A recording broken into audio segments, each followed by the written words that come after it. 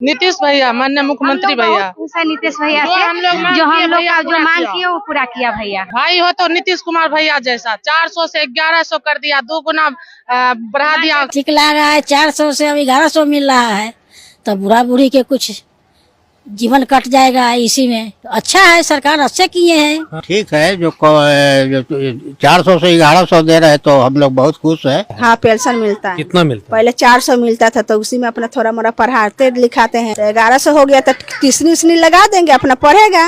नीतीश सरकार को बहुत धन्यवाद।